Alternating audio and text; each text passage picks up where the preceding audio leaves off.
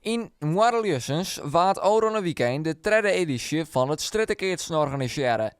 Naast het keertsen wie er ook een feest doen en genoeg voor die verdage voor de band. We spelen altijd op met het idee van, om een speciale partij te organiseren in onze dorpen. Dus dan ga je het vaak op keertsen op het veld.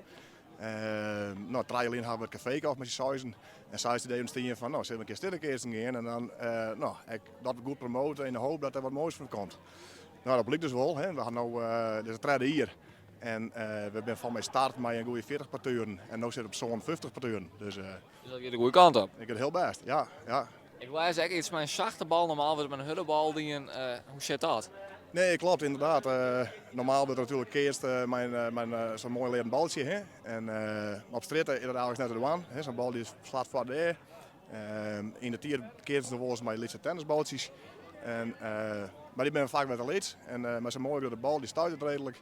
En eigenlijk kan iedereen meedoen aan onze partij. Zowel voor de deelnemenden als de toeschouwenden wie het een slaggedij.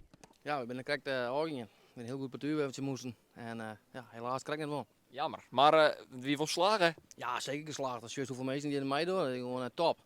Dat Zandvoort dit organiseert, dat vind ik geweldig. Ik ben altijd wel bij het keertsen. Ik ben zelf geen keertser, maar wel toeschouwer.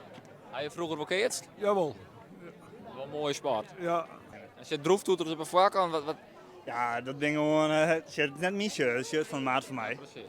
Maar dat droeftoeters, dat nemen we gewoon, jongens. Zo vielen je op dit moment natuurlijk ook.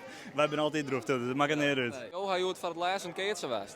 Dit is mijn laatste partij, want ik ben nu zelf hier, het woont niet meer. Dus ik moest ermee ophouden. Maat er wel op haar, maar dat een Jogelijn en jou mooi trok hier. Ik vind het een heel mooi speeltje, ik heb er altijd mijn grote plezier in.